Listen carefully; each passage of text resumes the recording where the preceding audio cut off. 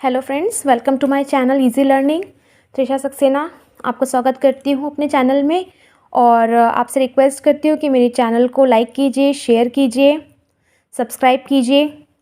तो आज का हमारा टॉपिक है पॉपुलेशन कंसेप्ट और ये बीएससी के लेवल का है और it is very important topic और इस पे से क्वेश्चंस भी बनते हैं।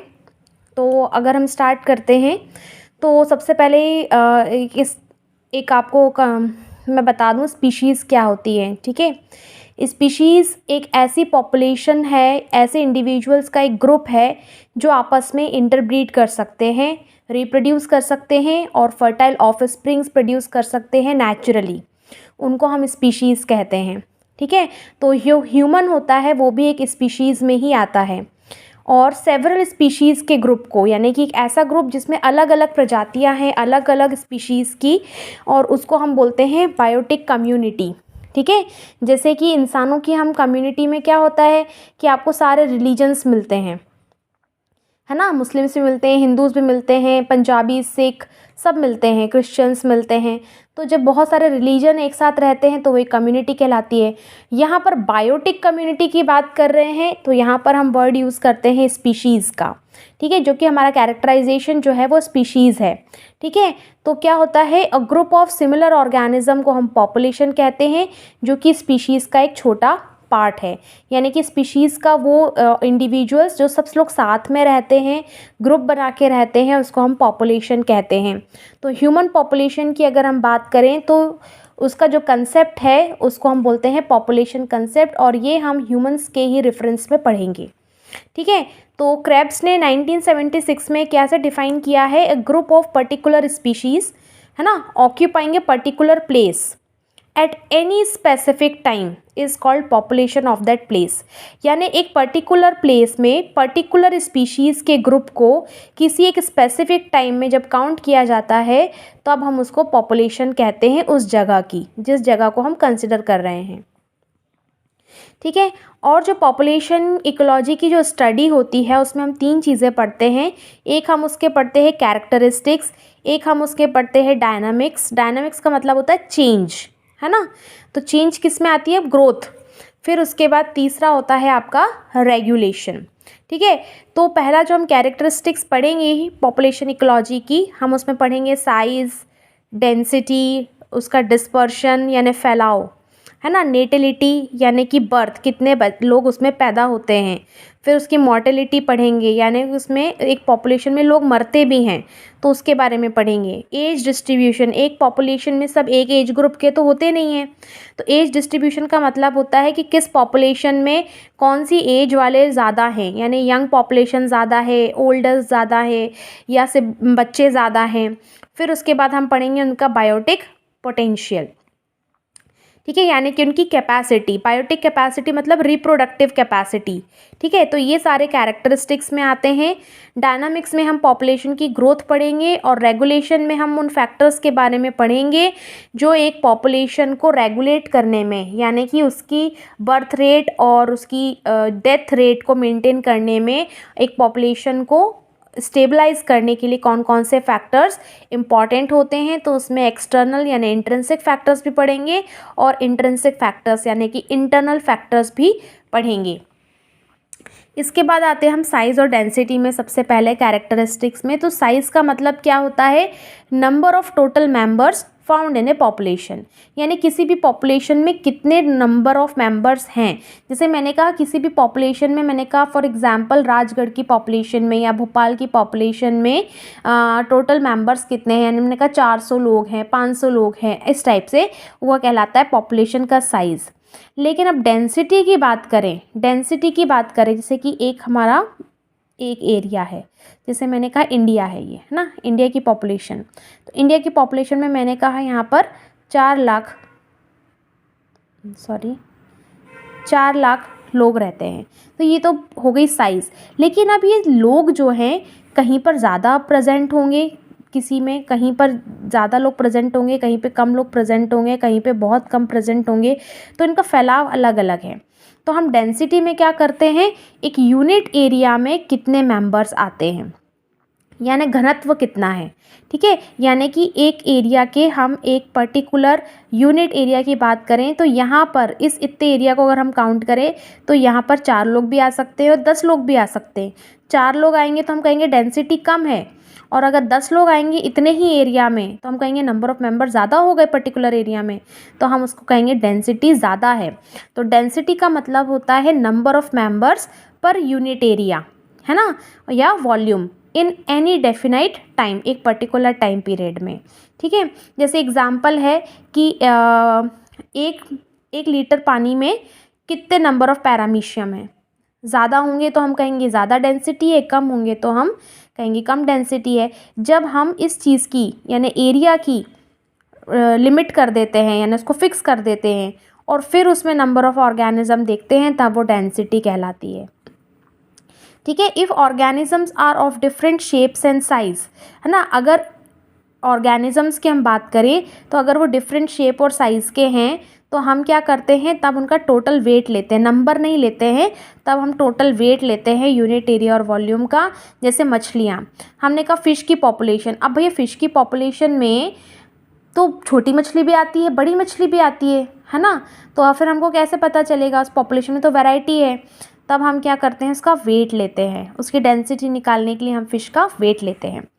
अब उसके बाद डेंसिटी जो होती है 2 टाइप्स की होती है, एक होती है क्रूड डेंसिटी और एक होती है इकोलॉजिकल डेंसिटी। क्रूड मतलब होता है नंबर और biomass upon unit of total area या वॉल्यूम।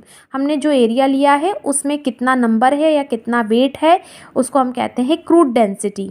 लेकिन इकोलॉजिकल डेंसिटी की अगर हम बात करें तो हम क्या करते हैं, number of biomass upon unit area where they actually reside. Ecology में क्या होता है, जहाँ पर वो एक्चुअली रहते हैं वहीं का यूनिट एरिया लिया जाता है और उसमें उनका नंबर ऑफ़ बायोमास चेक किया जाता है, तब हम उसको इकोलॉजिकल, यहाँ पे जो इकोलॉजिकल वर्ड आया है ये उनके पर्टिकुलर एरिया के लिए आया है जहाँ पर वो रहते हैं, उनका जहाँ पे हैबिटेट होता है। ठीक है, क्रूड में तो क्या होता है कि टोटल लिया अपन ने, इसमें अपन ने टोटल पॉपुलेशन देख ली, लेकिन अगर वो पॉपुलेशन एक किसी हिस्से में ही लिमिटेड है तो हम सिर्फ उतना ही हिस्सा लेंगे, तो अब उसकी डेंसिटी इकोलॉजिकल डेंसिटी कहलाएगी। ठीक है, उसके बाद आते हैं हम, जैसे डियर है, ठीक है, तो मैंने कहा 1 माइल स्क्वायर में 200 डियर प्रेजेंट हैं, तो हम कहेंगे क्रूड डेंसिटी कितनी है, 200।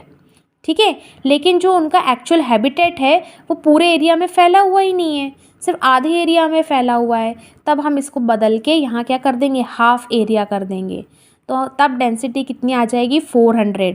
तो एक्चुअल डेंसिटी उसकी 400 है और क्रूड डेंसिटी उसकी 200 है। तो इस तरीके से इसमें काम होता है।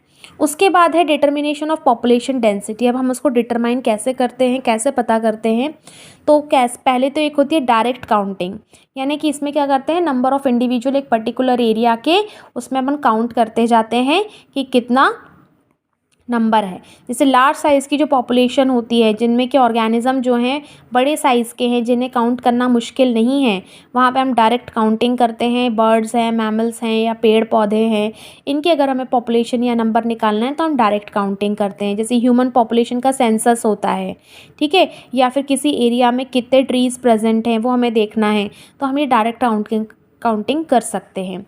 दूसरा होता है सैंपल मेथड। सैंपल मेथड में क्या होता है, ये उन ऑर्गेनिजम्स के लिए है जिसमें स्मॉल साइज़ के ऑर्गेनिजम्स पाए जाते हैं, ऐसी पॉपुलेशन के लिए हम सैंपल मेथड यूज़ करते हैं। इसमें क्या करते हैं, छोटे छोटे सैम्पलिंग यूनिट्स में इस पॉपुलेशन को डिवाइड कर देते हैं, जिसे क्वाड्रेंट्स कहा जाता है, और फिर उनकी डेंसिटी कैलकुलेट करते हैं, और सब जगह की डेंसिटी कैलकुलेट करके, जैसे फॉर एग्जांपल ये इतना अपना पॉन्ड एरिया है, इसमें बहुत सारे पैरामीशियम है, तो हम क्या करेंगे, छोटे छोटे एरिया डिवाइड कर लेंगे और फिर सबकी क्या करेंगे, अपन के सबकी डेंसिटी काउंट कर लेंगे, है ना, और डेंसिटी का एवरेज निकाल लेंगे और उससे हमें पता चल जाएगा कि कितनी पॉपुलेशन है। तो जैसे पैरामीशियम बहुत छोटे साइज़ का होता है, तो इसके लिए हम ये वाला मेथड यूज़ करते हैं।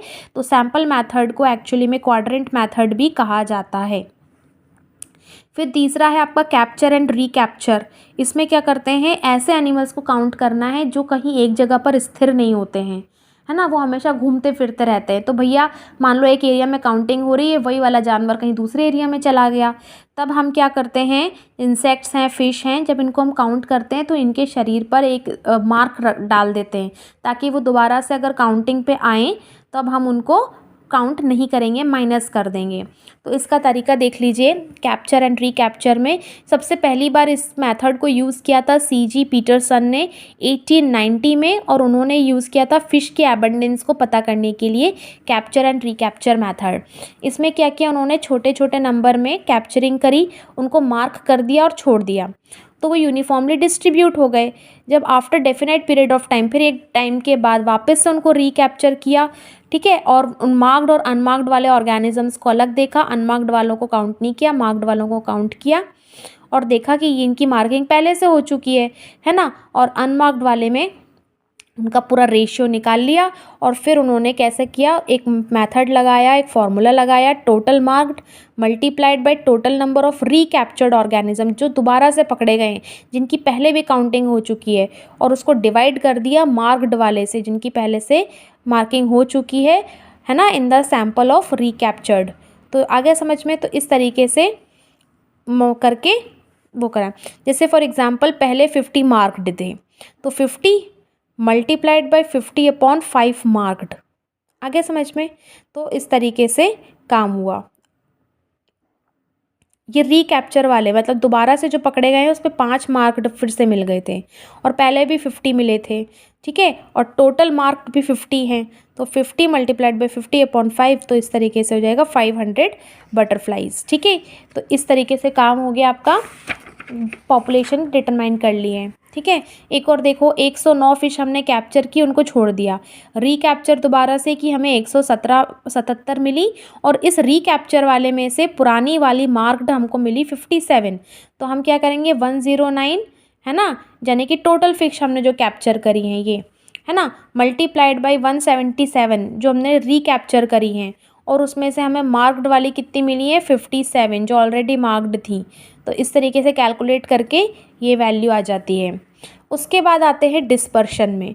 डिस्पर्शन का मतलब है स्प्रेडिंग, यानी कि एक जोग्राफिकल एरिया में कोई भी पॉपुलेशन कितनी दूर दूर तक फैल सकती है, उसका डिस्पर्शन कैसा है, ठीक है, वो देखेंगे। तो 3 पैटर्न्स मिलते हैं। एक रेगुलर में क्या होता है कि ये एरिया है और इसमें सब जगह की डेंसिटी बराबर से ये लोग डिस्ट्रीब्यूटेड है, equal distance from one another, तो ये हो गया यूनिफॉर्म या रेगुलर। दूसरे होते हैं रैंडम। रैंडम में क्या होता है, लीस्ट कॉमन, इसमें कोई यूनिफॉर्मिटी नहीं होती, एक एरिया में कहीं पे पॉपुलेशन बहुत ज़्यादा है, डेंसिटी बहुत ज़्यादा है, कहीं पे बहुत कम है, ठीक है, तो इस तरीके से हो जाता है रैंडम। तीसरा होता है आपका क्लम्प्ड। क्लम्प्ड में क्या होता है, स्मॉल या बिग ग्रुप्स बन जाते हैं, यहाँ पर एक ग्रुप बन गया, यहाँ पर एक ग्रुप बन गया, यहाँ पे क्लम्पिंग हो गई। ये सबसे ज़्यादा कॉमन तरीका है ह्यूमन पॉपुलेशन के डिस्पर्जन का, और यही सबसे ज़्यादा मिलता है। रीज़न क्या है कि जैसे मान लो IITians हैं, तो उनकी पॉपुलेशन सबसे ज़्यादा वहाँ होंगी जहाँ पे सबसे ज़्यादा इंडस्ट्रीज़ या कंपनीज़ होंगी, ठीक है, उन जैसा जहाँ पे रिसोर्स मिलता है वहीं पे वैसी पॉपुलेशन जिसकी जैसी नीड होती है वहीं पर ज़्यादा रहना शुरू कर देती है। मेटिंग करना है या सोशल बिहेवियर जिन लोगों का साथ में मिलता है वो लोग सब साथ में रहने लगते हैं, जिसको जो एरिया सूटेबल लगता है वो वहाँ रहना शुरू कर देता है। तो इस तरह से क्लम्पिंग हो जाती है और इसको बोलते हैं क्लम्प्ड पैटर्न ऑफ डिस्पर्शन। तीसरा है अपना नेटिलिटी। नेटिलिटी को बोलते हैं बर्थ रेट।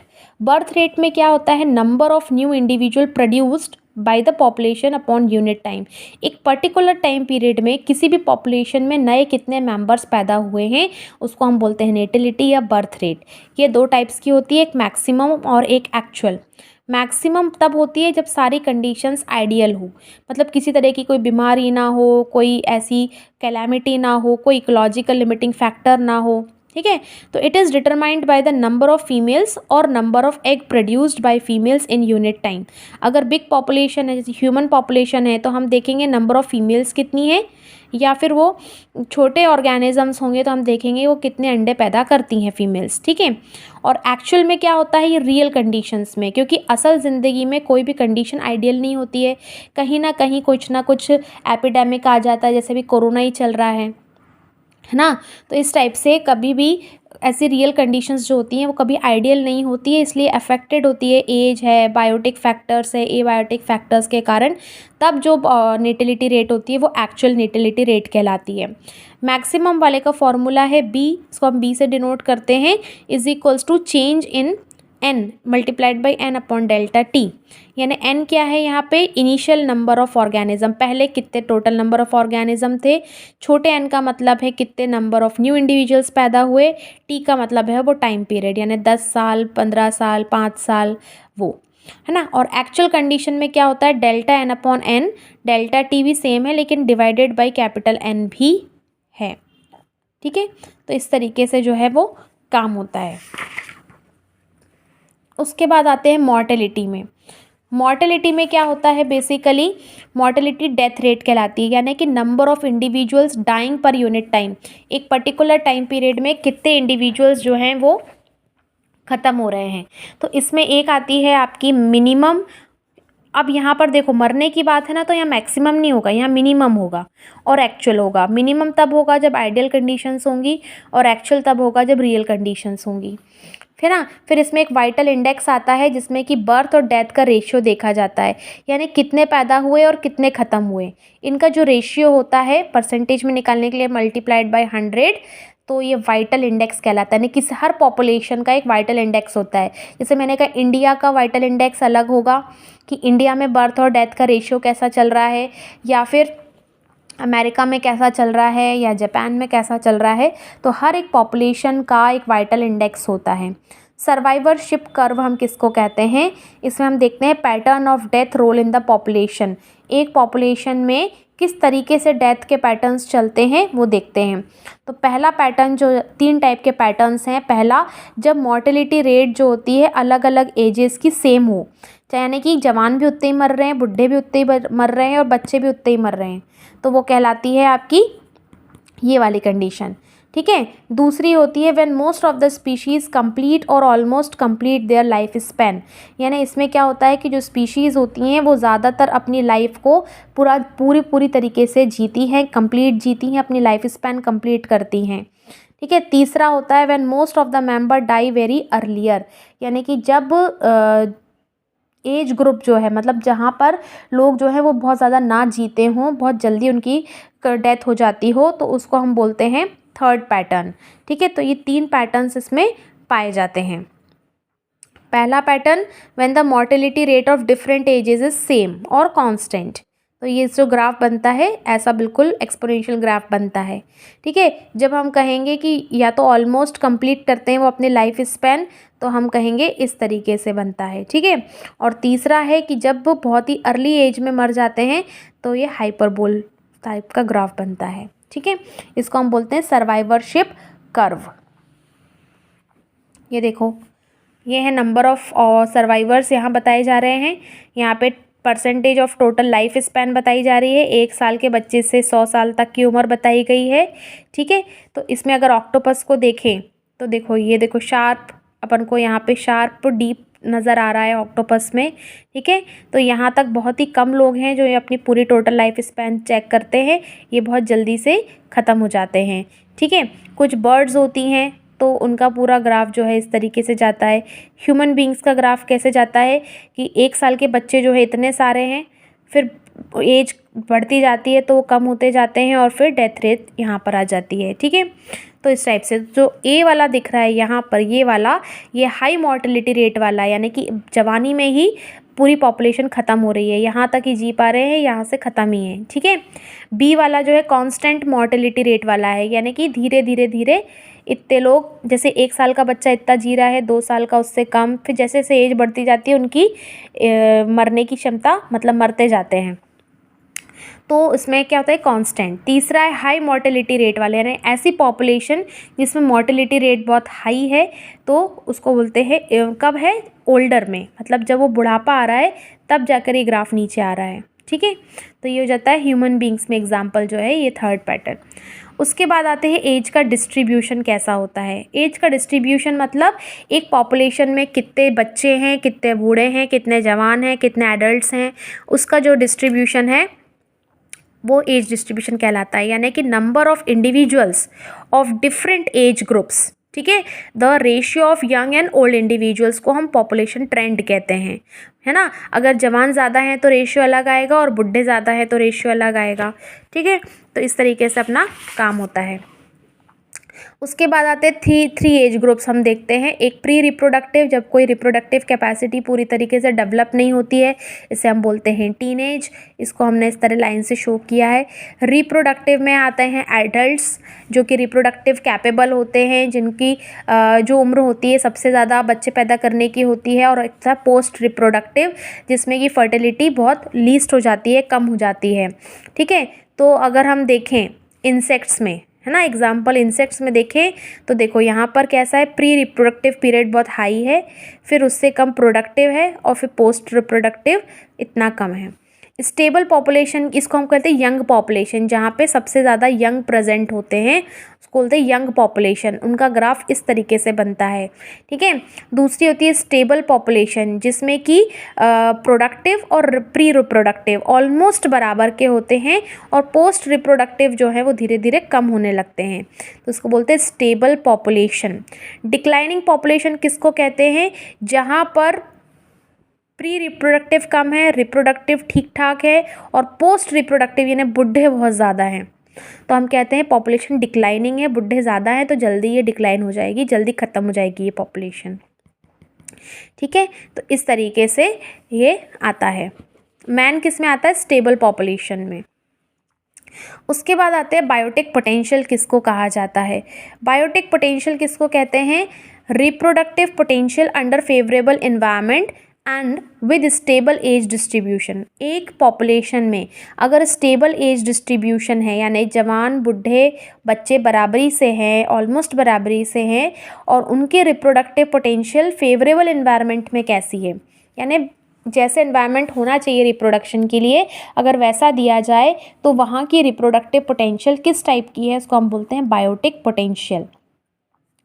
तो इसमें क्या होता है, क्लाइमेट है ना, क्लाइमेट भी असर करता है। फैक्टर्स कौन सा अफेक्ट करते हैं, एनवायरमेंटल रेजिस्टेंस, तो क्लाइमेट भी आ जाता है, दुश्मन भी आ जाते हैं, कंपटीशन भी होते हैं, बीमारियां भी होती हैं, जिसके कारण बायोटिक पोटेंशियल पे असर आता है, ठीक है। उसके बाद है पॉपुलेशन ग्रोथ एंड डायनामिक्स की हम बात करें तो जो पॉपुलेशन की डेंसिटी है वो दो तरीके से बढ़ती है और दो तरीके से कम होती है। बढ़ती कैसे है, इमिग्रेशन से और नेटिलिटी से, यानी कि अगर बहुत अच्छी नेटिलिटी रेट है, बच्चे बहुत ज़्यादा पैदा हो रहे हैं तो पॉपुलेशन डेंसिटी बढ़ेगी। दूसरा है इमिग्रेशन, यानी कि बाहर से लोग आ के रह रहे हैं जिनके पास सिटीजनशिप नहीं है, जो वहाँ के हैं ही नहीं। जैसे कि भारत में बाहर से अगर बहुत सारे लोग आकर रहने लगे तो हम कहेंगे पॉपुलेशन डेंसिटी बढ़ रही है। तो इन दो तरीक़ों से पॉपुलेशन डेंसिटी बढ़ती है। माइनस कैसे होती है, मॉर्टेलिटी से यानी डेथ से, है ना, लोग मरते हैं, और एमिग्रेट होते हैं, यानी कि यहाँ से लोग निकल कर भी तो बाहर जा रहे हैं, भारत के लोग भी तो बाहर जाके रह रहे हैं। इस टाइप से पॉपुलेशन जो होती है वो कम भी होती है ना। अपनी खुद की कंट्री को छोड़ना एमिग्रेशन, और कहीं से बाहर से आकर हमारी कंट्री में कोई रह रहा है तो उसको बोलते हैं इमिग्रेशन, ठीक है। फिर उसके बाद आते हैं अपन पॉपुलेशन ग्रोथ पैटर्न्स पर, ठीक है। तो पहला पैटर्न जो हम पढ़ेंगे वो पढ़ेंगे एक्सपोनेंशियल ग्रोथ। ये अनरिस्ट्रिक्टेड है, इसमें किसी भी तरह के बैरियर्स नहीं पाए जाते हैं, जे शेप की पैटर्न होती है, ठीक है। तो इसमें कैसे शो किया है, एक्स वाले लाइन पर वाई एक्सिस पर हमने पॉपुलेशन का साइज़ लिया है, और एक्स एक्सिस पे हमने क्या लिया है, टाइम लिया है, ठीक है। ग्राफ यहाँ से शुरू होकर यहाँ ख़त्म होगा। तो इसमें क्या है, रैपिडली बढ़ रही है। देखो पहले यहाँ पर कुछ भी नहीं था, पॉपुलेशन साइज़ 0 दिख रहा है, फिर पॉपुलेशन साइज़ बढ़ता गया, टाइम जैसे जैसे टाइम बढ़ता गया पॉपुलेशन बढ़ती गई, टाइम और बढ़ता गया पॉपुलेशन और बढ़ी, इस टाइम पीरियड में पॉपुलेशन और बढ़ गई। तो देखो पॉपुलेशन यहाँ तक पहुँच गई है, इस पॉइंट तक, यहाँ से शुरू होते होते यहाँ तक पहुँच गई है, और टाइम भी बढ़ता जा रहा है। तो इस तरीके से क्या होता है, इसमें कोई लिमिटेशन नहीं है, और ये हमेशा बढ़ती ही जाती है, कभी ख़त्म ही नहीं होती है। Growth almost stops due to environmental barriers या लिमिटिंग फैक्टर्स। अगर कोई एनवायरमेंटल बैरियर आता है तो ही इनकी पॉपुलेशन जो है वो रुकेगी, अदरवाइज इसकी कोई लिमिट नहीं होती है। लिमिटिंग फैक्टर्स इसमें बायोटिक एबायोटिक फैक्टर्स दोनों आ सकते हैं। जैसे फॉर एग्जांपल मैंने कहा बैक्टीरिया की पॉपुलेशन तो हमेशा बढ़ती जानी है, बढ़ती जानी है, बढ़ती जानी है, लेकिन अगर हमने कोई लिमिटिंग फैक्टर दे दिया, हमने एंटीबायोटिक्स डाल दिया या हमने कोई ऐसा फंजाई डाल दिया जो उसका दुश्मन है, उसको नहीं बढ़ने दे रहा है, तो अचानक से उसकी ग्रोथ स्टॉप हो जाती है, नहीं तो उसकी कोई लिमिट नहीं होती है। ठीक है, और ऐसी species have limited range of tolerance. इसका ग्राफ का फॉर्मूला जो है वो है dN/dt is equals to R maximum multiplied by N naught. N क्या है यहाँ पे? Number of organism in population, है ना। एन क्या है? Number of organism in the population. N T मतलब टोटल पॉपुलेशन, है ना। और आर का मतलब है ग्रोथ कोएफिशिएंट है, आर मैक्सिमम। और किसी भी पर्टिकुलर पॉपुलेशन का साइज़ किसी भी वक्त पर कैसा होगा? N T is equals to T मतलब टाइम है, I am sorry, it's not total, it's time. N T is equals to N in naught multiplied by E raise to the power R T. तो किसी time period में initial number of individual से multiply करते हैं log E R T. आर क्या बताया था मैंने आपको यहाँ पे? Growth coefficient. ठीक है, फिर उसके बाद ये हो गई हमारी एक्सपोनेंशियल ग्रोथ, ये वाली एक्सपोनेंशियल ग्रोथ। अब आते हैं लॉजिस्टिक ग्रोथ पे। लॉजिस्टिक ग्रोथ जो होती है एस शेप का पैटर्न होता है, सिग्मॉइड, एस मतलब ये सिग्मॉइड शेप का। ठीक है, एस शेप्ड का ये पैटर्न दिखाता है। यहाँ पे हमने लिया वाई एक्सिस पे नंबर ऑफ ऑर्गेनिजम्स, यहाँ पर हमने लिया है टाइम। इसमें क्या होता है? धीरे धीरे पॉपुलेशन बढ़ती है, फिर अचानक से बहुत तेज़ बढ़ती है और यहाँ पर मैक्सिमम ग्रोथ हो जाती है और उसके बाद धीरे धीरे ये डिक्लाइन होना शुरू हो जाती है। तो जो ये शुरू का फेज़ कहलाता है, ये वाला जो फेज़ दिख रहा है यहाँ से यहाँ तक, इस टाइम पीरियड में, है ना, ये एक्सेलरेटर फेज़ कहलाता है। अब धीरे धीरे एक्सेलरेशन शुरू होगा, ये लॉग फेज़ कहलाता है। यहाँ से यहाँ तक कंटिन्यू टाइम के साथ पॉपुलेशन नंबर ऑफ ऑर्गेनिजम्स बढ़ती जा रही है। ठीक है, तो ये लॉग फेज़ कहलाता है। फिर धीरे धीरे ये कम होना शुरू हो जाती है, डिक्लाइन फेज़ कहलाता है। और फिर एक फेज़ आता है इक्विलिब्रियम फेज़। ठीक है, और जहाँ पर इक्विलिब्रियम फेस आता है, जब हम इसको एक्स्ट्रापोलेट करते हैं इस नंबर ऑफ ऑर्गेनिजम्स में यहाँ पर, तो यही इसकी कैरिंग कैपेसिटी कहलाती है, कैरिंग कैपेसिटी कहलाती है। और हर पॉपुलेशन की एक यूनिक कैरिंग कैपेसिटी होती है। तो जहाँ पर ग्रोथ स्टॉप हो जाती है उसको हम कैरिंग कैपेसिटी कहते हैं। जब कैरिंग कैपेसिटी रीच हो जाती है वहाँ पर ग्रोथ स्टॉप हो जाती है। तो कैरिंग कैपेसिटी क्या है? पॉपुलेशन इंक्रीज होती जा रही है, same resources must be shared by continuous increasing individual. जो जो पैदा होते जा रहे हैं उन सबकी नीड तो सेम ही है, उनको सेम रिसोर्सेज चाहिए। तो सप्लाई ऑफ रिसोर्सेज डिक्लाइन होने लगते हैं, जिसके कारण उनकी नेटिलिटी बढ़ जाती है ना, डेथ रेट बढ़ जाती है ना, सॉरी, डेथ रेट बढ़ जाती है और बर्थ रेट कम हो जाती है, या फिर दोनों साथ में चलते हैं। तो इस तरीके से पॉपुलेशन जो है वो डिक्लाइन होना शुरू हो जाती है और ह्यूमन पॉपुलेशन में लॉजिस्टिक ग्रोथ ही चलती है। फिर उसके बाद देखते हैं पॉपुलेशन ग्रोथ डिक्लाइन हो जाती है और इंक्रीजिंग डेंसिटी, यानी कहीं कहीं पे पॉपुलेशन एकदम बढ़ती हुई नज़र आती है और बाकी जगह डिक्लाइन हो जाती है और धीरे धीरे उनकी ग्रोथ रुक जाती है। ठीक है, जो कैरिंग कैपेसिटी होती है ये सस्टेनेबल सप्लाई के साथ वैरी करती है। जितना अच्छा उनको पास सप्लाई होगा, रिसोर्सेज सस्टेन रहेंगे, तब तक कैरिंग कैपेसिटी बहुत अच्छी रहेगी। अगर न्यूट्रिएंट्स प्रॉपर हैं, एनर्जी है वहाँ पे, लिविंग स्पेस अच्छी है, तब तक कैरिंग कैपेसिटी अच्छी रहती है। ठीक है, जैसे कि फॉर एग्जांपल एक पॉन्ड है, उस पॉन्ड में बहुत सारे पैरामीशियम हैं। तो जब तक उस पॉन्ड में उतना न्यूट्रिशन रहेगा पैरामीशियम के लायक, तब तक वो बढ़ते रहेंगे। लेकिन जैसे उनका न्यूट्रिशन कम होने लगेगा, स्पेस कम होने लगेगी, कंजस्टेड होने लगेगा, तो उनकी डेथ रेट बढ़ जाएगी और उनकी रिप्रोडक्टिव पावर कम हो जाएगी। तो अब नए इंडिविजुअल्स कम बनेंगे, मरेंगे ज़्यादा, तो हम कहेंगे उसकी कैरिंग कैपेसिटी तक वो लोग पहुँच गए हैं।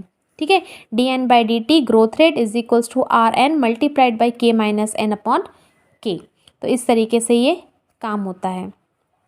जैसे ही इसको हम के कैंसिल करके 1 माइनस N अपॉन K करते हैं, तो ये जो N अपॉन K है, हम कहते हैं कि जब ये वैल्यू पहुंच जाती है ना, जैसे जैसे ये बढ़ती जाती है, तब हम कहते हैं पॉपुलेशन की जो ग्रोथ है वो स्लो होती जाती है। ठीक है, ये वैल्यू कम होती जाएगी अगर N के बढ़ता जाएगा, ये रेशियो अगर बढ़ता गया तो इधर वाली वैल्यू कम होती जाएगी। तो ये था आपका पूरा पॉपुलेशन कंसेप्ट। और अगर आपको मेरा एक्सप्लेनेशन अच्छा लगता है तो प्लीज़ लाइक कीजिए, शेयर कीजिए मेरे चैनल को। तब तक के लिए thank you, tata, bye bye.